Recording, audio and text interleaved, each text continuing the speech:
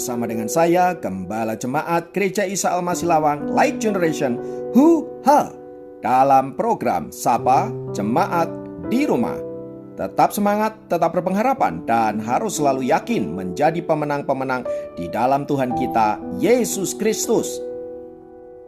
Firman Tuhan kali ini terambil dari Keluaran 17 ayat 1. Keluaran 17 ayat 1 berkata, "Kemudian berangkatlah segenap jemaah Israel dari padang gurun Sin, berjalan dari tempat persinggahan ke tempat persinggahan, sesuai dengan titah Tuhan.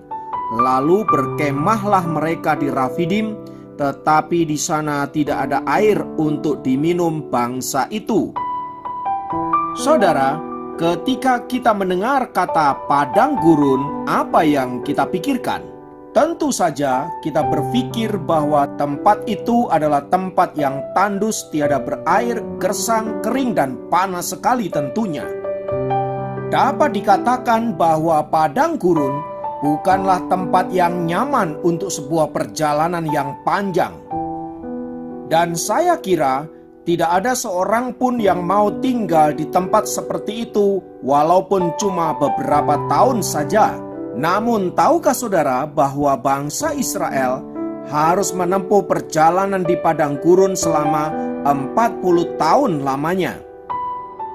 Dan selama perjalanan itu, Rafidim adalah salah satu tempat persinggahan mereka selain Mara dan Elim. Di tempat-tempat itu mereka gagal untuk mempercayai Tuhan karena mereka diperhadapkan kepada kenyataan bahwa di tempat itu tidak ada air untuk diminum. Seperti biasanya, reaksi mereka saat menghadapi masalah selalu sama, begitu-begitu saja, yaitu apa? Bertengkar dengan Musa, bersungut-sungut, marah sama Tuhan, dan lain sebagainya. Nah, di Rafidim pun mereka melakukan hal yang sama. Sikap ini tentu sangat menyedihkan, mengingat mereka sudah menyaksikan rangkaian mukjizat yang Tuhan kerjakan di depan mata mereka saat mereka menghadapi kesulitan. Sepertinya bangsa Israel tidak belajar dari pengalaman-pengalaman yang sudah mereka alami sebelumnya. Bagaimana mereka melihat kuasa Tuhan dinyatakan, bagaimana mereka melihat mukjizat Tuhan begitu nyata di depan mata mereka, sehingga mereka tidak kekurangan selama perjalanan mereka di padang gurun. Bahkan kasut mereka sekalipun tidak rusak selama perjalanan itu. Semuanya itu membuktikan bahwa Tuhan yang mereka sembah, Tuhan yang mereka percayai adalah Tuhan yang dahsyat dan luar biasa. Namun saudaraku yang dikasihi oleh Tuhan, bangsa Israel gagal mempercayai Tuhan yang dahsyat itu.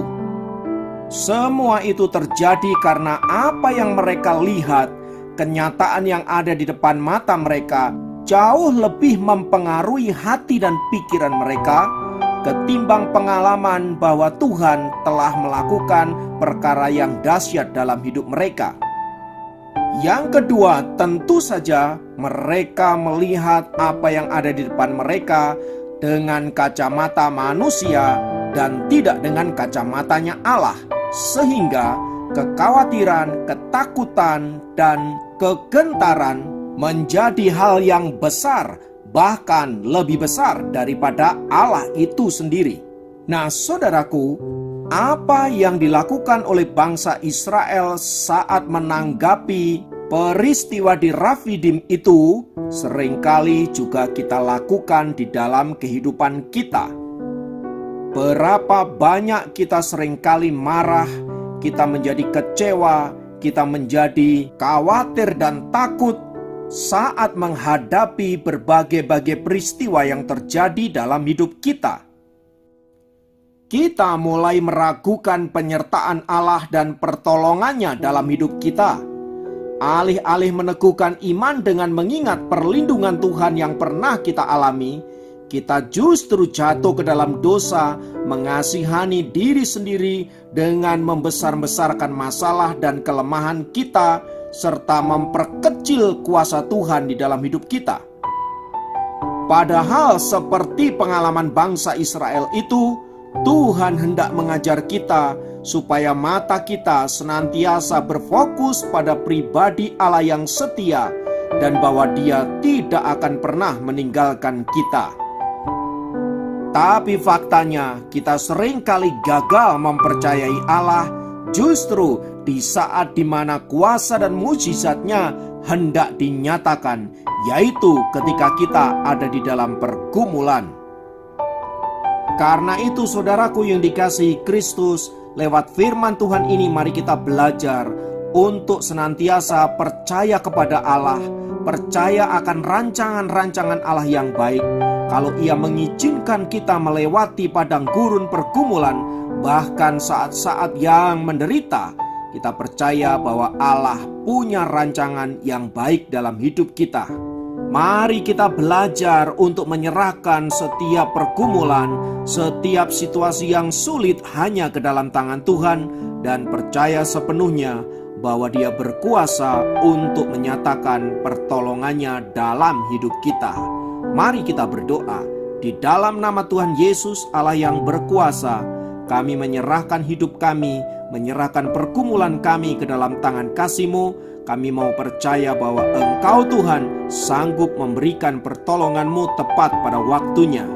Oleh sebab itu kami saat ini dengan penuh iman percaya kepada-Mu bahwa Engkau senantiasa ada buat diri kami. Hamba berdoa menyerahkan siapapun yang mendengarkan acara ini, Tuhan memberkati mereka, Tuhan menolong mereka, yang sakit disembuhkan, yang ada dalam situasi yang sulit Tuhan kasih pertolongan, yang ada di dalam keadaan yang berat Tuhan angkat setiap beban yang ada. Terima kasih Bapa, terpujilah nama-Mu kekal selamanya. Dalam nama Yesus kami berdoa, haleluya, amin.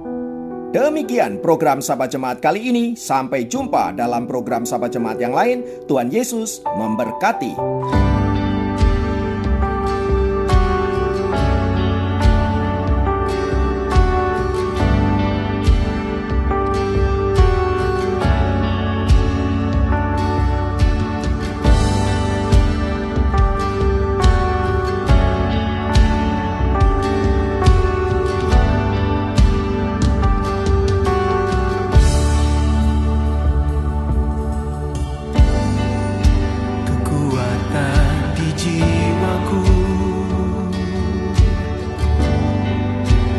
Tenang